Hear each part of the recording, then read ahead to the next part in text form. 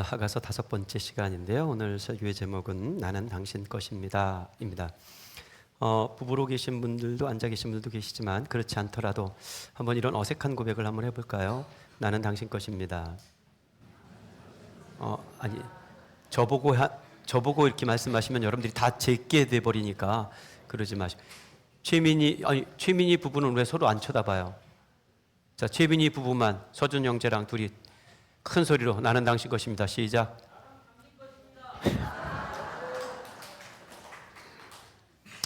지난 금요일 저녁 금요일 기도 모임을 마치면 조각장들이 모임을 갖습니다. 짧게 끝날 때도 있고 늦으면 12시 다 돼까지 모임을 갖기도 하는데요. 지난 금요일 조각장 모임에서는 자기 배우자를 휴대폰에 어떤 명칭으로 저장해 두었는지를 깠어요. 공개를 했습니다. 몇몇 부부는 아주 담백하게 그냥 서로의 이름을 저장해 두었더군요. 그냥 강성수, 또 유명숙, 나재현, 김은경 이렇게 자기 이름을 그냥 담백하게 적어 놓은 부부들도 있었어요. 근데 어떤 부부는 듣기 민망할 만큼 좀 닭살 돋는 표현을 서슴지 않았습니다. 우리 일전에 말씀드렸습니다만 조병 입사님은 아내를 공주 이렇게 달아두었는데 내일 모레면 칠순인데 이게 좀 그렇잖아요. 뿐만이 아니더라고요. 미경자매는 그냥 담담하게 대형 형제를 두고 신랑 이렇게 저장했는데 대형 형제는 미경자매를 예쁜 날개 이렇게 저장해 두었더군요. 이건 닭살이 돋는다기보다는 좀 고상하게 표현하자면 이를테면 하이니케 하이네의 19절에 노래의 날개 위에 이런 게 있잖아요. 그 날개에 실리는 것 같은 아름다운 표현 같아 보이기도 했습니다. 가장 앞권은 송재호, 강세경이었어요. 재호 형제는 아내를 뭐라고 저장했냐면 비타민 와이프 이렇게 저장을 해놨더랍니다. 세경 자매는 아내를 청심한 남편 이렇게 저장해 놨는데 대단한 약국 커플이다, 약방 커플이다 이런 생각이 좀 들었습니다. 여기서 퀴즈 하나를 드리도록 하겠습니다. 자기 배우자의 명칭을 이렇게 표현해서 저장해 둔 사람이 있습니다. 이 사람을 맞춰보는 겁니다. 내 안에 핀 붉은 장미. 휴대폰이 띠리링 울리면 거기에 내 안에 핀 붉은 장미 이렇게 뜨는 거예요. 표현도 길어요, 그죠? 누굴까요? 조각장들 중에서 맞히시는 분에게는 파리바게뜨 파운드 케이크를 드리도록 하겠습니다. 누구? 목사님? 손 들고 크게. 남창우. 그날 남창우가 안 왔습니다. 누굴까요? 곽기태? 정답입니다.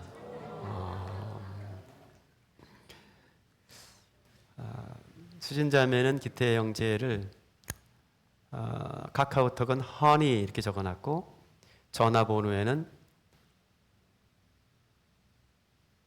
약간 좀 듣기 민망한 표현을 이렇게 해놨어요. 근데 우리 기태 형제는 아내가 전화를 하면 전화에 이렇게 뜹니다. 내 안에 핀 붉은 장미 이렇게 뜬대요. 날마다 뜨겁겠어요. 붉은 장미가 피어서. 여러분은 저마다 배우자를 어떤 이름으로 저장해 두었는지가 잠옷 궁금합니다.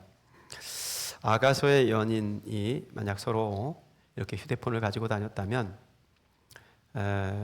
그중 하나는 틀림없이 기태 형제처럼 내 안에 핀 붉은 장미에 버금가는 표현으로 서로의 이름을 저장해 두었을 것 같습니다. 지난주 우리는 아가서의 첫 데이트하는 장면을 살펴봤는데 오늘은 이어지는 후속 데이트, 오늘 본문에 2번의 데이트가 더 등장을 하는데 그 데이트 2번에 이어지는 데이트를 더 살펴볼 겁니다. 여러분 시를 신문 사설 읽듯 혹은 기사 읽듯 하시면 안 됩니다. 이게 이런 데이트도 있고 저런 데이트도 이게 다 시적 표현이고 이렇게 용납될 수 있는 표현이지 사실관계를 적시하는 그렇게 읽으면 안 되니까 좀 이렇게 사유의 지평을 활짝 열어두고 오늘 본문을 좀 따라오셨으면 좋겠습니다. 첫 번째 데이트 장소는 포도주의 집이에요. 포도주의 집에서 데이트를 합니다. 2장 4절을 보겠습니다. 그가 나를 인도하여 어디에 들어갔대요? 어디에 들어갔대요? 잔치집에 들어갔는데 그 사랑은 내 위에 깃발이다, 이 얘기를 해요. 여기서 잔치집이라는 게 의역이에요. 이게 시의 어려움이죠. 시인은 워낙 은유가 강하니까 그 메타포를 이해하기도 어려운데 또 그 뜻을 전달하기 위해서 의역이 많으니까 아가서가 사실은 굉장히 좀 어렵습니다. 지금 개역개정은 잔치집 이렇게 번역을 해 두었는데 히브리 낱말을 그대로 번역하면 포도주의 집이에요. 포도주의 집이 어디입니까? 포도주의 집이 어디죠? 우리식으로 말하면 뭐예요? 그렇죠. 아주 적나라하시네요. 좀 고급지게 와인바 정도 되는 거예요, 그렇죠? 포도주의 집이니까 술집 이러면 좀 그렇잖아요. 술집 맞아요. 그러니까 맥주 파는 데가 어디예요? 호프집 뭐 이러듯이 와인바 이러듯이. 그러니까 포도주의 집이라는 것은 포도주를 파는 집을 뜻합니다. 그러니까 선술집이죠. 그런데 이렇게 번역하기는 어색하잖아요. 이를테면 고대 시대에 선술집에 들어가서 데이트를 한다, 이건 있을 수가 없는 일입니다. 지금이야 첫 데이트를 술집에서 할 수도 있고 그게 흉이 되지 않지만 제가 자라던 40년, 50년 전 제 어릴 때만 해도 여자들이 술집 출입하는 거 큰 흉이 됐습니다. 근데 거기서 술 마시면서 데이트를 한다? 이건 고대 근동 시대에는 있을 수가 없는 일이죠. 그러니까 그건 아닐 겁니다. 선술집은 아닐 거예요. 또 다른 경우가 이런 경우입니다. 어떤 종교적 행사를 끝내고 나서 포도주 파티를 합니다. 그런데 종교를 빌미로 해서 거기서 데이트 연애를 한다? 그걸 성서에 기록할 리는 없겠죠. 그렇잖아요. 저는 이제 10년 동안 그 부사역자를 노릇을 했는데 한 가지 어떤 그 제 원칙 같은 게 있었어요. 적어도 이 교회에서 이 교회 자매와 어려움을 끼쳐서 교회에 부담이 되거나 목사님께 부담이 되지는 않도록 하겠다. 그래서 싱글로 이제 오랫동안 있다가 늦게 이제 결혼을 한 그런 케이스인데, 더러는 사역 이렇게 와서 마음에 드는 자매 있으면 내가 너를 지명하여 불렀나니 너는 내 것이라. 그래서 이렇게 하잖아요. 그래서 사역을 안 하죠. 연애를 하는 경우도 있습니다. 그게 나쁘다는 게 아니라 지금 여기 이 문맥이 어떤 종교를 빌미로 데이트를 하는 그런 정황은 아닐 거란 말입니다. 세 번째 경우가 있습니다. 이게 뭐냐면 일종의 잔치예요. 이를테면 결혼식을 마치고 나면 연회를 베풀죠. 그 연회에 빠지지 않는 게 뭐예요? 포도주입니다. 그래서 포도주의 집을 잔치집으로 개역개정은 의역을 해 놓은 거예요. 그런데 이것도 좀 어색합니다. 자, 그 시대에는요, 잔치라는 게 동네 모임 아닙니까? 동네 모임에 가서 우리 둘이 연애해요, 이걸 소문낸다? 이것도 있을 수 없는 일입니다. 옛날에는 연애가 은밀했단 말입니다. 그죠? 우리 이제 저희 어머님 때는 모르겠습니다만 우리 원재근 목사님의 선친들께서 만약에 연애를 하셨다. 연애도 없었겠지만 연애를 하셨다. 그 옛날 어른들이 동네 사람들 우리 연애해요, 이렇게 연애하는 법 없죠. 그러니까 어떤 연애장에서 다 보라는 듯이 데이트를 한다. 이것도 있을 수 없는 일입니다. 그러니까 여기서 잔치집으로 번역된 이 포도주의 집은 이게 하나의 메타포, 은유죠. 그러니까 둘만의 달콤한 어떤 공간을 상징하는 표현일 겁니다. 어느 장소에 가서 데이트를 즐기는데 그것이 포도주의 집처럼 아주 달콤한 장소가 되었다, 이런 뜻 정도 될 것 같습니다. 어쨌든 그 데이트에서 이 여인이 아주 깊은 사랑에 빠집니다. 얼마나 깊은 사랑에 빠지는가 하면 병이 들 만큼 깊은 사랑에 빠져요. 5절 보겠습니다. 5절 같이 읽어볼까요? 시작. 너희는 건포도로 내 힘을 돕고 사과로 나를 시원하게 하라. 내가 사랑함으로 병이 생겼다. 내가 사랑해서 뭐가 생겼대요? 병이 생겼어요. 내 시들시들해졌어요. 그러니까 뭘 좀 달래요? 건포도 좀 다오도 사과도 좀 다오, 이렇게 말하는 거예요. 어떤 절절한 사랑은 그 사랑으로 병이 들게도 합니다. 여인은 지금 사랑 때문에 병이 들 지경이었어요. 그래서 건포도와 사과를 먹고 힘을 내고 싶어 합니다. 아니 이 더운 날에 오리백숙 정도는 먹어야 힘이 나지 건포도와 사과 먹고 무슨 힘이 나나. 우리 유명숙 권사님께서 얼마 전에 미국 서부를 다녀오셨어요. 다녀오시면서 건포도를 들고 오셔서 조각정 모임에서 그 건포도를 풀어 놓으셨습니다.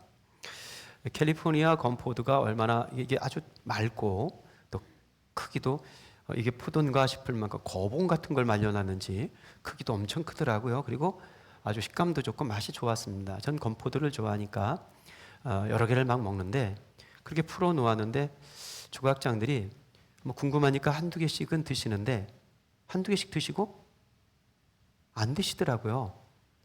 물론 늦은 밤이기도 했습니다만 오늘날 건포도는 그렇게 선호하는 메뉴 음식이 아니에요. 그죠? 우리 아이들도 건포도를 안 먹습니다. 그런데 고대 근동에서 건포도는 아무 때나 먹을 수 있는 음식이 아니었어요. 호세아서에 보면요. 이스라엘 백성들이 하나님을 배반하고 이방 신전에 제물을 드리잖아요. 그 제물로 드리는 것 중에 하나가 건포도예요. 일반인들이 아무 때나 먹을 수 있는 음식이 아니고 특별할 때 먹는 특별식이 건포도였어요. 건포도와 함께 등장하는 게 뭐예요? 사과. 우리는 사과를 흔히 먹죠. 물론 요즘 우리나라에도 사과값이 금값이 되었습니다. 좀 비싸졌는데 이스라엘에서는 사과를 구경하기가 힘들다니까요. 사과나무는 한 그루도 없습니다. 사과나무는 한대식물이니까 열대에서 자라질 않아요. 그러니까 사과가 얼마나 귀해요. 귀한 거는요, 그거 먹으면 병이 다 나을 것 같기도 해요. 제가 중고등학교 다닐 때, 고등학교 때였는데요, 고향교회에서 추수감사절이 되면 성도들에게 과일을 가져오라 그랬어요. 그래서 그 과일을 이렇게 좀 헌물하는 거죠. 헌물이 아니라 뭐라 그러죠? 헌과 하는 겁니다. 추수감사절. 옛날에 우리 교회도 그랬었었죠. 예, 그래서 이제 성도들이 가져온 걸 여기다 다 이렇게 쌓아놓고 이렇게 추수감사절을 드리는 건데 제가 고등학교 때 하나님께 드리는 걸 좀 귀한 걸 드리고 싶더라고요. 뭐 그런 마음 있잖아요. 또 어린 마음에도. 그래서 제일 귀한 과일이 뭘까 생각해 보니까 바나나가 좀 귀하더라고요.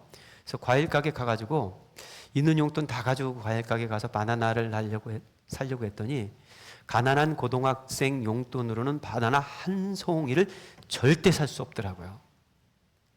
그래서 바나나를 사가긴 사갔는데 겨우 한 개, 그때는 따로 한 개를 떼어서도 팔았어요. 그래서 그 따로 한 개를 사다가 제 용돈 다 드리고, 그러고 보면 그때는 참 귀한 믿음이었어요. 그죠? 여러분들도 다 그랬을 텐데 그걸 하나를 갖다가 드렸습니다. 그거 누가 드셨는지 몰라. 안진호 목사님, 안진호 전사님이 드셨는지, 담임 목사님이 드셨는지 누가 드셨는지 모르겠는데 어쨌든 그 시대에는 바나나가 귀했어요. 그래서 저것만 먹으면 병이 다 나을 것 같아. 그래서 그때 입원하면요, 제가 살던 동네는 가난한 동네라 입원도 함부로 못했습니다. 그때는 지금처럼 건강보험이 다 되는 게 아니었어요. 건강보험 가입한 사람들은 다 부자들이었습니다. 입원, 병원 생활 함부로 못했어요.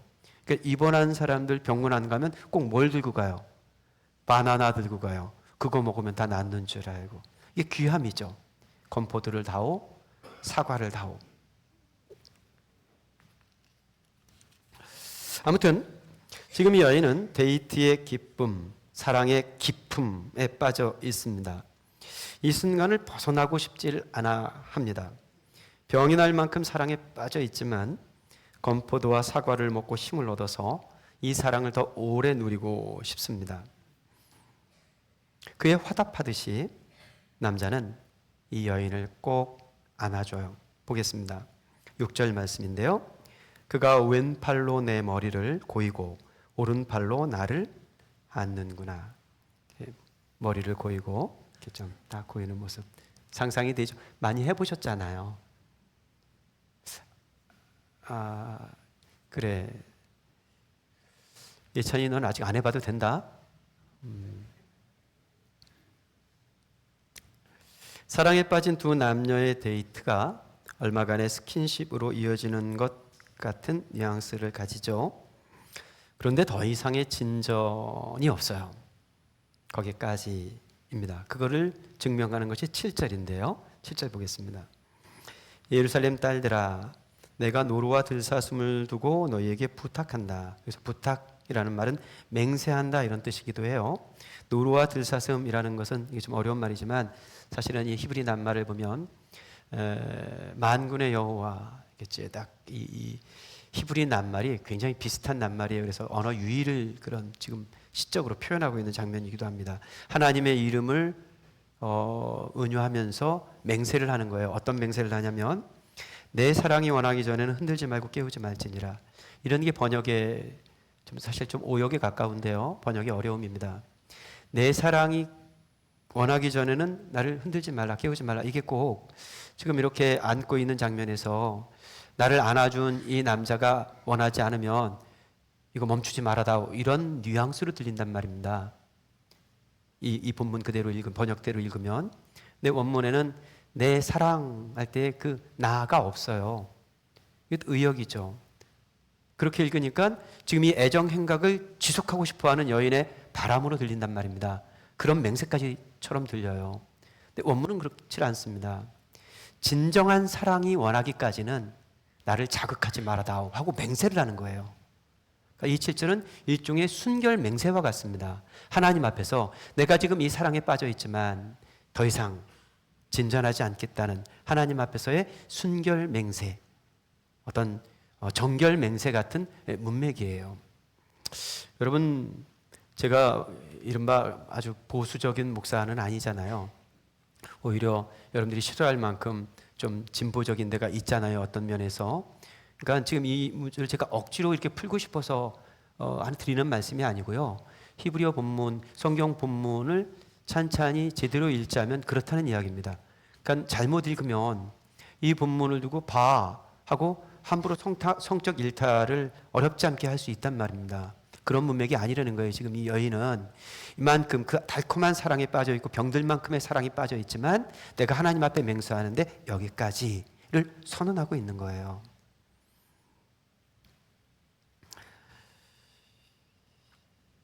세상말로 상사병이라는 게 있습니다. 상사병이라는 게 대개 그리운 사람이 곁에 없을 때 혹은 사랑이 현실이 되지 못할 때 앓는 병이죠. 우리 교회 상사병으로 유명한 그 분이 한 분 계세요. 이건 뭐 우리 모두에게 다 알려진 비밀 같은 거죠. 그게 누구예요? 저 아내를 공주라고 부르는 어떤 한 분 계세요. 원래 두 분 결혼하기 전에 염희정 권사님 남자친구가 있었습니다. 정말 괜찮은 남자친구였거든요. 그러니까 조병욱의 신분으로는 도저히 치고 올라갈 수 없는 그런 반열의 남자친구였어요. 그러니까 이걸 치고 갈 수 없으니까 병이 됐더라는 거예요.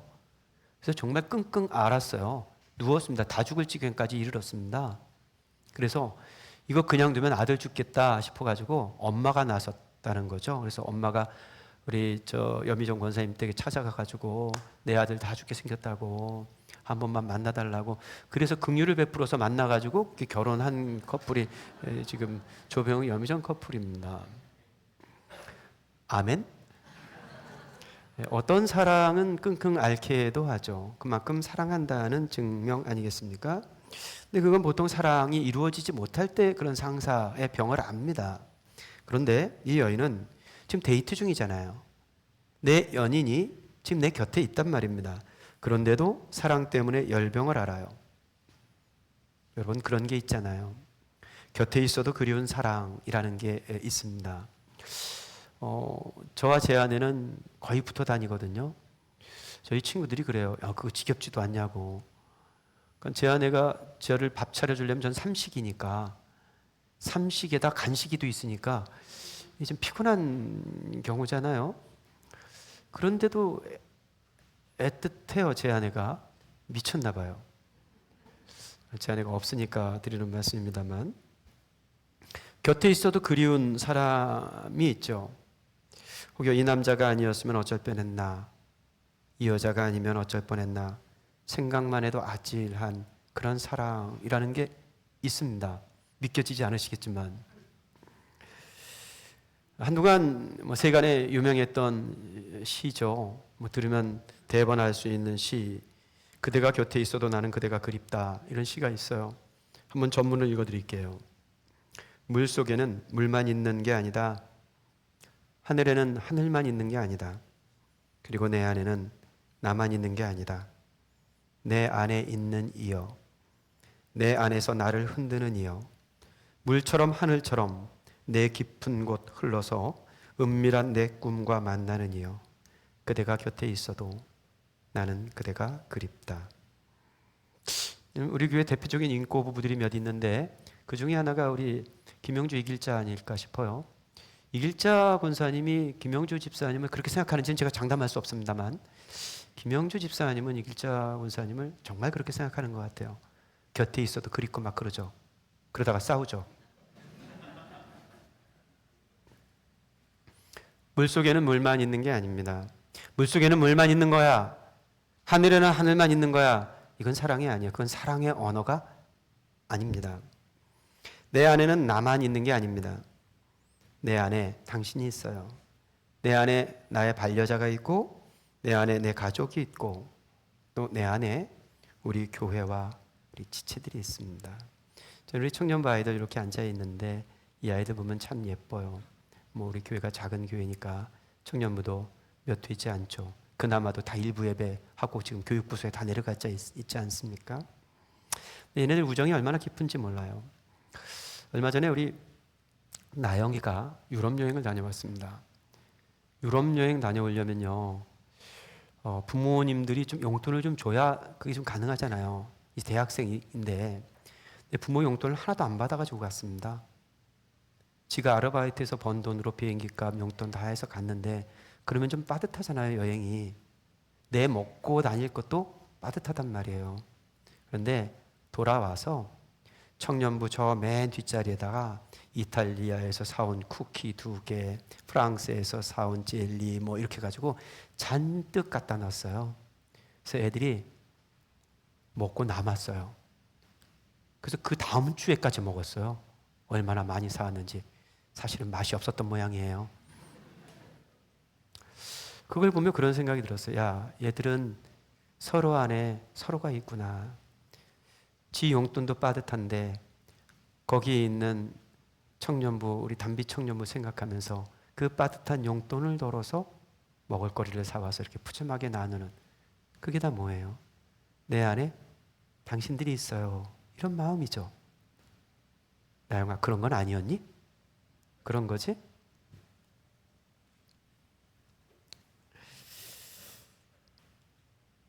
내 안에 우리가 생기는, 내 안에 교회가 생기는, 내 안에 지체들이 생기는 이 일이 우리를 병들게 합니다. 우리 안에 찾아오셔서 핏값을 주고 우리를 사신 그리스도께서 내 안에 들어오시는 그 순간으로부터 빚어지는 이 모든 내 안에 깃든 당신들이 우리를 병들게 합니다. 그래서 그 병든 몸으로 그 사랑의 병아리를 하느라고 오늘 우리가 여기 이 자리에 앉아 있습니다. 어제 오전에 출근하면서 저는 교회 도착하면 4층에 목양실이 있잖아요. 4층까지 거의 걸어 올라옵니다. 운동 삼아서 뭐 오는 길도 걸어오는데 다 와서 뭐하러 엘리베이터를 탑니까? 일부러도 계단을 걸어 올라가는데, 그래서 걸어 올라가요. 걸어 올라가는데 2층에 불이 켜 있더라고요, 복도에. 그래서 그 불을 끄려고 간간 그런 적이 있어서 불을 끄려고 이렇게 들어갔는데 뭐 푸드덕 소리가 나요. 뭔가 했더니 우리 김수진 자매가 혼자 그 더운데, 요즘 아침부터 덥잖아요. 더운데 땀을 뻘뻘 흘리면서 장화 신고 화장실 청소를 하고 있더라고요. 너무 고맙긴 고마운데 고마운 것보다 미안한 마음이 너무 커서 미안하다 그랬어요. 그랬더니 아니에요 목사님, 저는 2층 화장실만 해요. 1층 지하 1층 화장실은 어제 현숙 언니가 다 와서 하고 갔어요. 그래요. 알고 계셨어요, 여러분? 우리가 쓰고 있는 화장실 누가 청소하고 있는지 매번 그렇게. 그게 사랑의 병아리예요. 뭐 때문에 그러고 있습니까?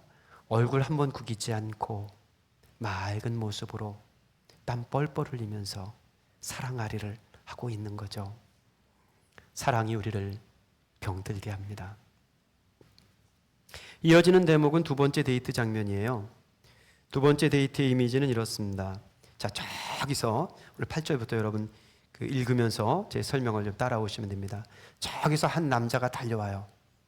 그러니까 사랑하는 여인이 보고 싶어서 막 달려오는 거예요. 그런데 그 길이 잘 닦인 그런 뭐 이렇게 포장 깔린 그런 도로가 아니에요. 산을 넘고 계곡을 지나고 뭐 이렇게 거친 길을 따라서 막 헐레벌떡 돌을 피하고 막 이러면서 달려와요. 힘든 걸음이죠. 그런데도 지친 기색이 하나 없습니다. 외려 노루 걸음 같고 사슴 뜀박질 같고 그렇게 가뿐가뿐 달려와요. 여인을 보기 위해서.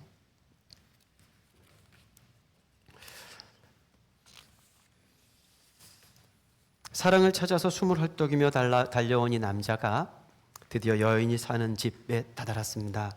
그 여인이 사는 집 담벼락에 후 하고 가쁜 숨을 몰아쉽니다. 그리고 숨을 가다듬기도 전에 여인의 집 밖으로 난 창문으로 달려가요.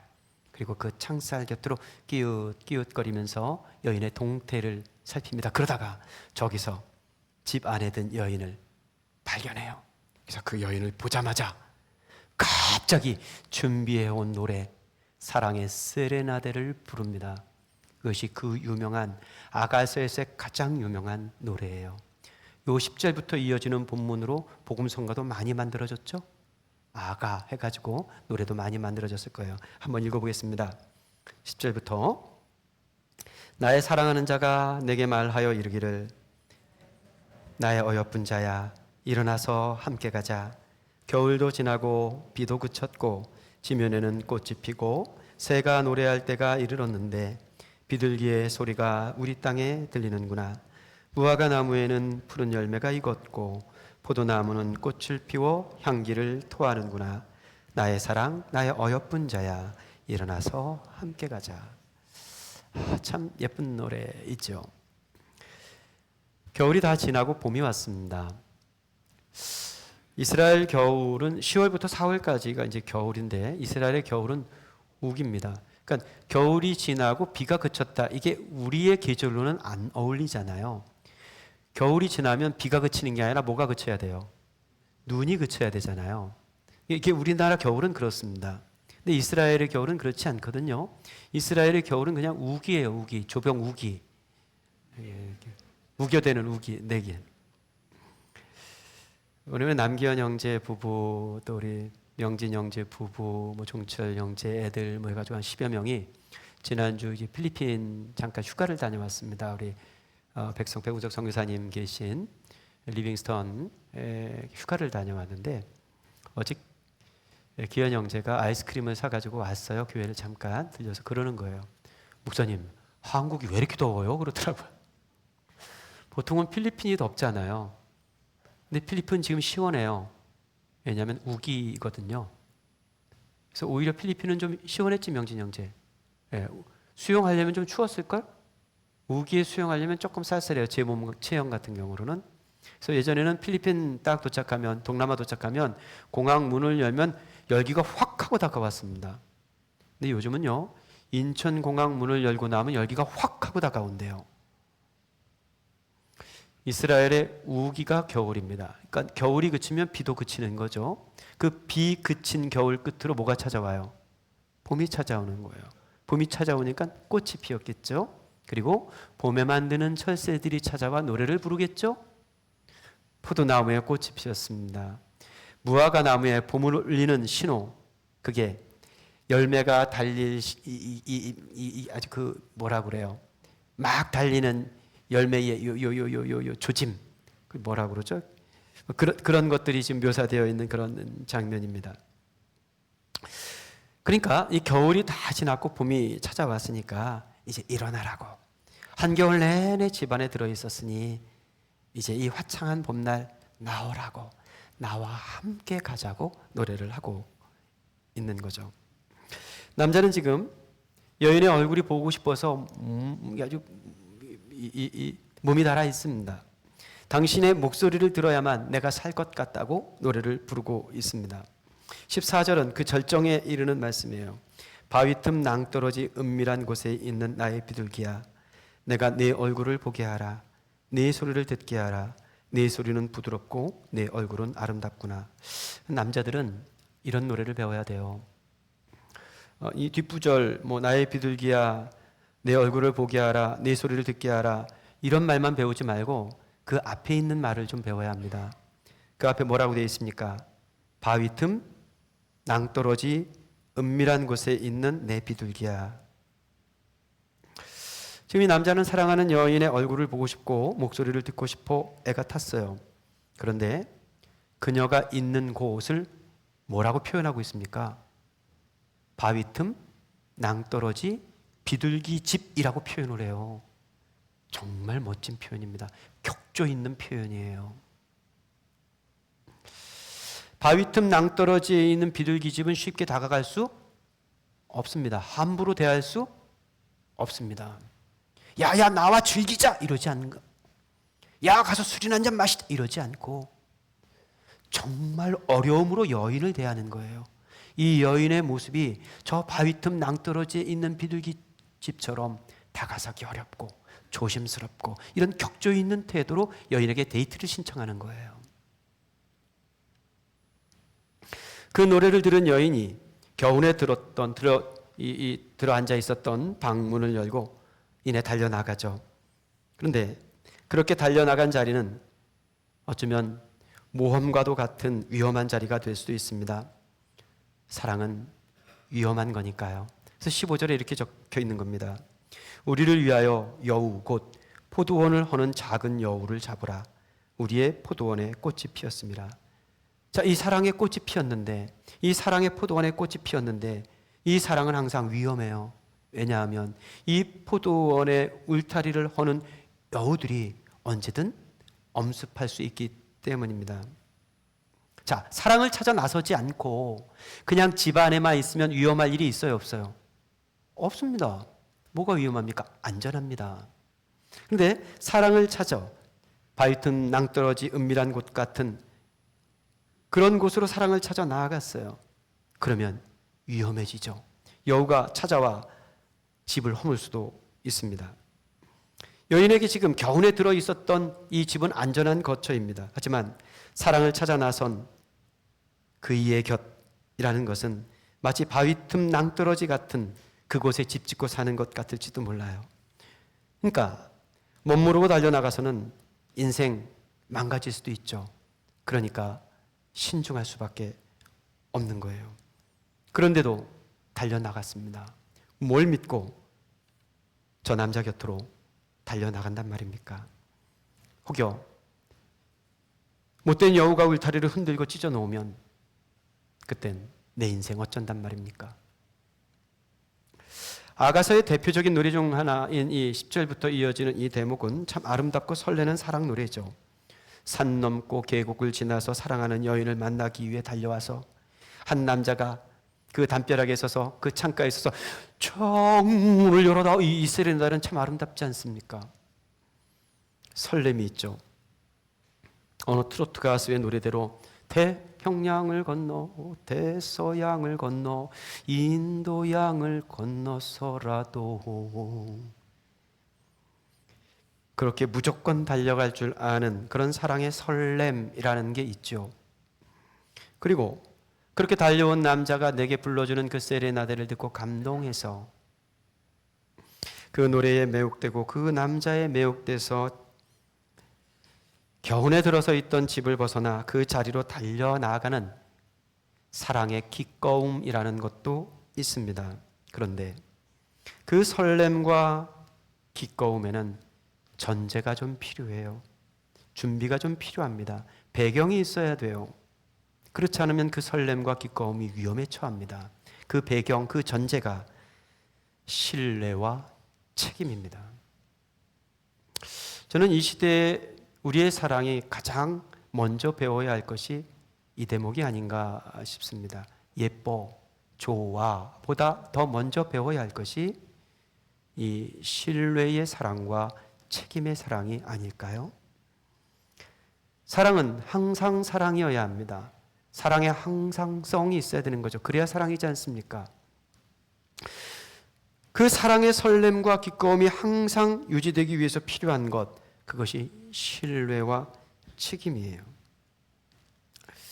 앞서 언급해드린 대로 여기 그냥 이 집에 부모가 마련해 준 이 집에 그냥 안전한 집에 살다가 나서서 저 남자의 집으로 간다는 것은 일종의 모험이죠. 하지만 기꺼이 그 걸음을 옮길 수 있는 건 그 남자에 대한 신뢰가 있기 때문이죠. 그러니까 신뢰를 가지고 그 집으로 찾아갔다면 그 신뢰를 지켜줘야 되는 것이 사랑이죠. 예전에는 여자는 남자 하나 믿고 시집 간다 그랬어요. 근데 요즘은 남자도 여자 하나 믿고 장가 가는 것 같아요. 이제는 서로 믿고 가는 거예요. 시집도 믿고 장가도 믿고 서로 믿고 가는 거죠. 그렇기에 우리들의 사랑이라는 것은 그 신뢰, 그 믿음을 지키는 책임을 담보해야 하는 겁니다. 예전에는 뭐 잡아놓은 물고기 누가 밥 주냐, 이건 무슨 자랑처럼 떠드는 남자들의 언어가 있었어요. 그죠? 참 한심한 이야기들을 한심한 줄 모르고 해댔던 거죠. 잡아놓은 물고기에 누가 물 주냐고 뭘 자랑처럼 그 못난 소리를 해대고 살았는지 몰라요. 그죠? 이분 잡아놓은 물고기에 물 안 주면요 요즘 다 도망갑니다. 누가 살아요 그런 남자하고? 모르겠는데 제 아내는 안 살 것 같아요. 사랑은 노래입니다. 노래. 사랑은 놀이가 아니라 장난이 아니라 사랑은 노래예요. 이 아름다운 노래를 지켜가는 것, 그것이 사랑입니다. 사랑 때문에 노래가 생겼습니다. 그리고 사랑 때문에 이 고백을 이어갑니다. 결혼하기 전에 사랑이라 하면 막 설레고 뭐 기껍고 막 그러죠. 그런데 결혼하고 난 후의 사랑은 꼭 그렇진 않은 것 같아요. 아직도 설레냐 그러면 그럼요 이렇게 대답할 수 있는 부부들이 고마운 거죠. 아직도 설레냐 뭐 그런 얘기를 해. 정으로 살아, 의리로 살아 이렇게 말하는 것이 일반적인 시대이니까요. 왜 여자들은 마지못해 남편들과 살고 있는 걸까요? 왜 남자들은 무덤덤하게 그냥 의무감으로 아내와 살고 있는 걸까요? 어쩌면 오늘 본문의 마지막 구절은 그 질문에 대한 대답과 같은 구절인지도 모릅니다. 16절과 17절 다 같이 한 목소리로 읽어보겠습니다. 시작. 내 사랑하는 자는 내게 속하였고 나는 그에게 속하였도다. 그가 백합화 가운데에서 양떼를 먹이는구나. 내 사랑하는 자야, 날이 저물고 그림자가 사라지기 전에 돌아와서 베드르산의 노루와 어린 사슴 같을지라. 내 사랑하는 자는 내게 속하였고 나는 그에게 속하였다. 이게 뭔 말입니까? 뭐 쉽게 말하면 너는 내 거고 내 거고 나는 네 거야. 뭐 이런 얘기죠. 그러니까 이건 소유의 언어가 아니라 관계의 언어입니다. 넌 내 거야. 내가 가졌어. 이런 얘기가 아니라 서로 간의 관계가 어떤지를 보여주는 그런 언어이죠. 자, 이런 말이 있을 수 있죠. 너는 내 건데 난 네 거 아니다. 이건 뭐예요? 넌 내 거야. 근데 난 네 거 아니야. 이런 말 있죠? 그럴 수 있죠? 이건 뭐예요? 이건 사랑이 아니라 거의 폭력에 가깝습니다. 이런 경우도 있을 수 있습니다. 너도 내 거 아니지만 나도 네 거 아니다? 그죠? 뭐하러 결혼을 했습니까? 요즘 이 시대에 이거 뭐 자랑처럼 하는 이야기 중에 하나인 것 같아요. 당신도 내 거 아니고 나도 당신 거 아니야. 각자 도생. 뭐하러 결혼을 했어요? 잠자리가 그리워서?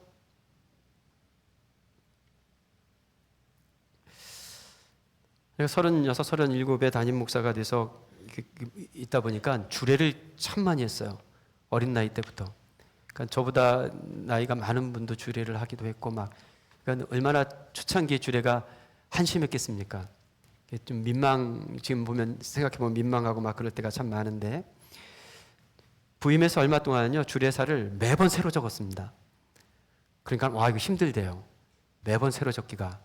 그래서 요즘은 좀 통일하고 있죠. 그래서 제 주례사를 일컬어 연탄재 주례사라 이렇게 누가 말씀하시던데 연탄재 주례사를 하고 있습니다만 초창기에 제가 이렇게 좀 정해둔 주례사는 사랑은 어렵다는 주제였어요. 그러니까 젊은 나이 어린 나이에 그런 생각이 좀 들었습니다. 사랑이 좀 어렵더라고요. 제게는 그냥 세 가지가 어렵다는 생각이 들었습니다. 첫 번째, 사랑은 찾기가 그렇게 어려워요. 어디 있는지. 이 시대에는 더 그런 것 같습니다. 내 사랑은 어디 있는 거야? 찾는 게 그렇게 어렵더라고요. 근데 두 번째 어려운 건 그렇게 어렵게 찾아놓고 그 사랑을 빛내기가 어려워요. 지키지 못하더라고요. 예쁜 사랑을 찾았으면, 보석 같은 사랑을 찾았으면 그 보석을 반짝반짝 빛내줘야 되는데 그걸 빛내기가 여간 어려운 게 아닙니다. 근데 가장 어려운 건 뭐냐면요, 이 시대에 가장 어려운 건 그 사랑을 끝까지 지키기가 어렵다는 거예요. 그래서 이 세 가지 어려운 사랑에 대한 이야기를 나누면서 마무리하며 이렇게 얘기를 해요. 나는 내 마음 하나도 스스로 지키기 어려운 사람들이다. 그렇잖아요. 내 마음 갈 곳을 잃어. 죄송해요. 오늘 노래가 너무 많이 나오는데 내 사랑 하나도 지키기 어려워요. 그런데 내 사랑 하나도 내가 지키기 어려운 주제가 저 사랑 마음까지 내가 지켜주겠다, 이건 만용이죠. 못합니다.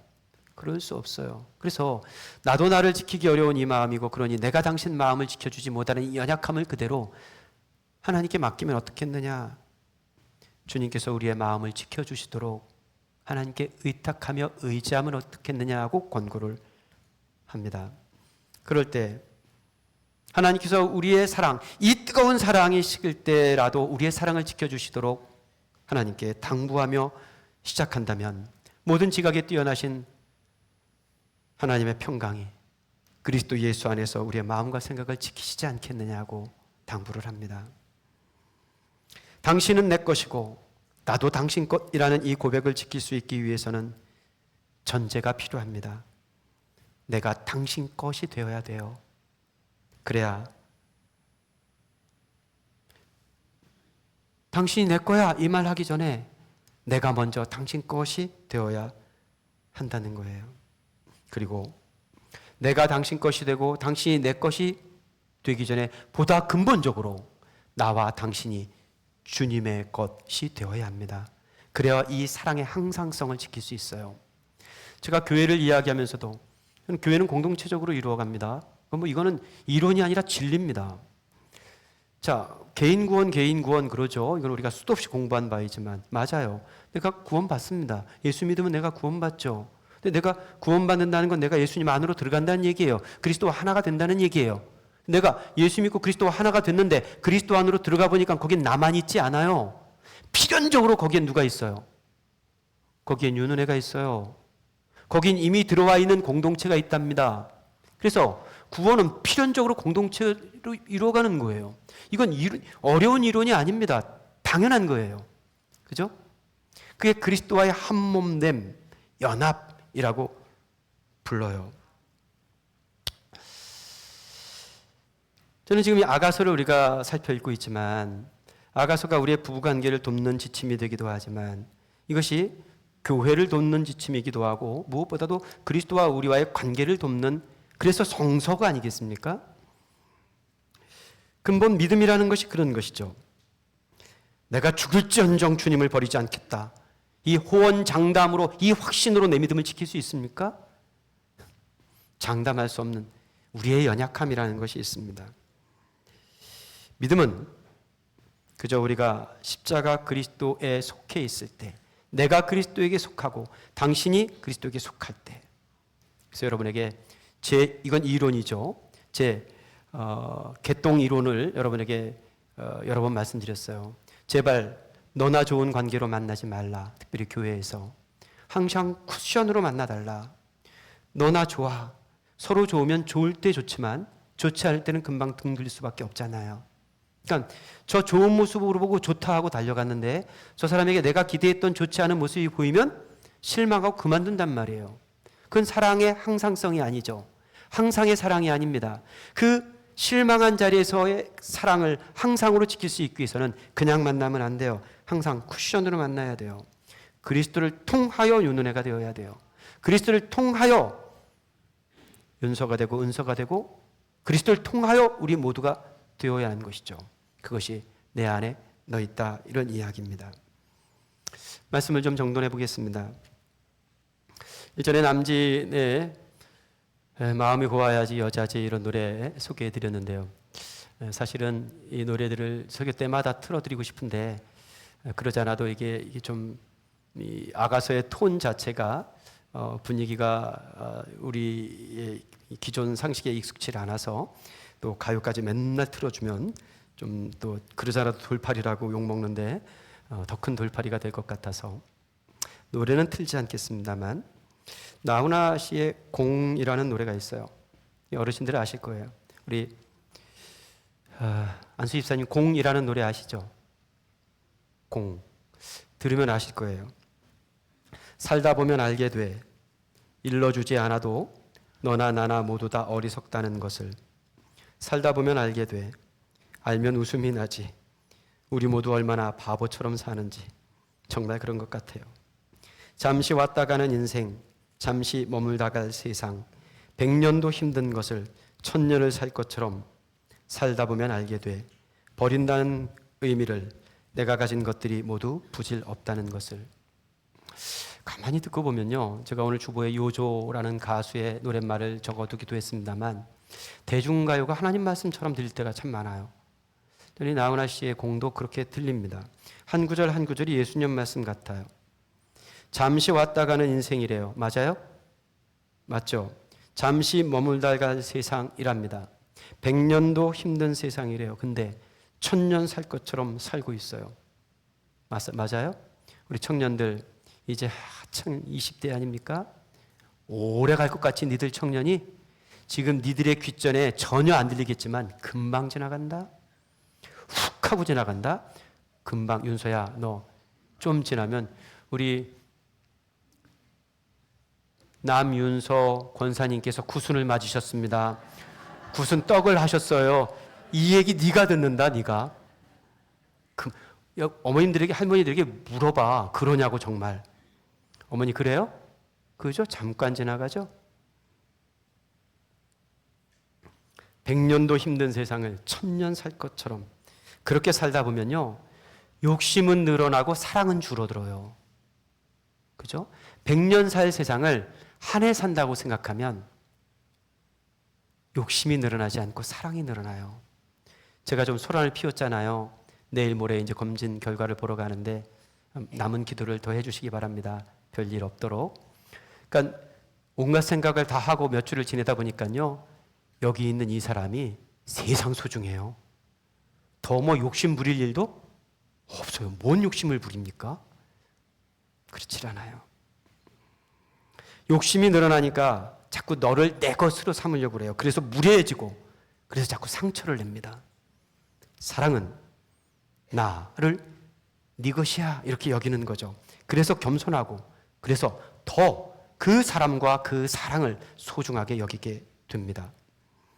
십계명 공부를 몇 주 전에 마쳤는데요, 십계명 첫 시간이 되면 계명이 10가지인데 그 앞서 있는 십계명의 선이라는 게 있어요.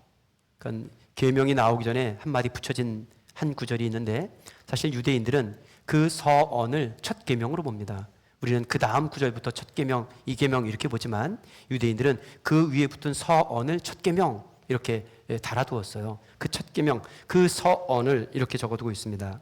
나는 너를 애굽 땅 종되었던 집에서 인도하여 낸 내 하나님 여호와니라. 저는 이 구절이 그렇게 뭉클하더라고요.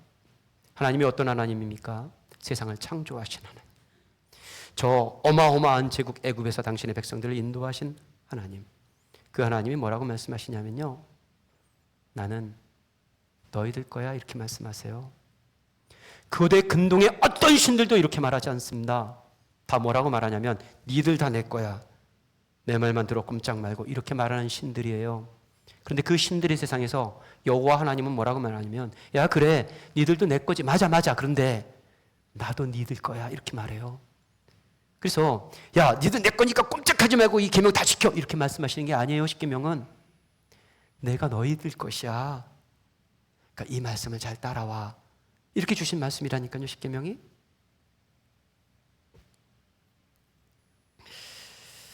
저는 딸이 하나 있습니다. 딸 없는 분들 좀 부러워하셔도 됩니다. 아들은 셋이나 있죠.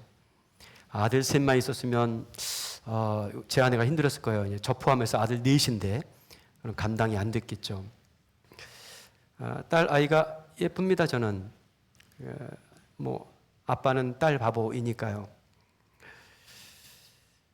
이 녀석이 내 딸이에요. 제 딸. 그래서 뭘 줘도 아깝질 않아요. 그런데 어제 제 아이가, 딸 아이가 저한테 그래요. 아빠, 아빠가 내 아빠여서 너무 고마워요. 와, 이런 말 들으면 막 울컥해요. 아빠가 내 아빠여서 너무 고마워요. 내 딸이죠. 근데 그것만이 아니라니까요. 나도 얘 아빠예요. 얘가 내 거라고요? 맞아요. 근데 나도 얘 거예요. 내 자식이죠. 맞습니다. 그럼 내 자식이면 내 마음대로 다 해도 됩니까? 그럴 수 있습니까?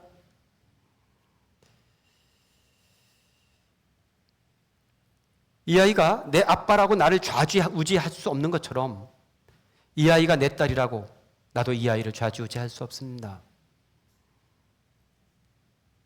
내 멋대로 길들여서 내가 원하는 방식으로 이 아이를 만들어 놓을 수 없습니다. 그건 인격적이지 않아요. 내가 낳은 자식이라고 내 맘대로 기르고 나중에 내가 너를 어떻게 길렀는데 그렇게 기르지 말라니까? 그렇게 어떻게 기르지 마. 그리고 나중에 내가 너를 어떻게 길렀는데 이런 소리 하지 말라고요. 내 자식이니까 폭언을 해도 되고 폭력을 써도 되고 인격적인 부모는 그렇게 하지 않습니다. 제가 이거 원고에 없는데 얘기해도 괜찮은지 모르겠는데 지난 조각 모임에서 원소영 자매가 그런 고백을 했대요. 요즘 위로를 3명으로부터 위로를 받는데 하나는 남편으로부터 위로를 받고 또 하나는 우리 시원이 아들로부터 위로를 받고 또 하나가 우리 아빠로부터 위로를 받는데요. 일찍 출근해서 아주 늦게 퇴근을 하는데 그 퇴근하는 시간 원 목사님이 그 시간 맞춰서 딸 마중을 나가신대요. 그 지친 몸을 끌고 퇴근할 때 그 아빠의 품에서 큰 위로를 받는다는 거예요. 인격적이죠. 지난번에 류영현을 본받으라 자매들이여 실패가 없을 것이다. 원재근을 본받으라 실패가 없을 것이다.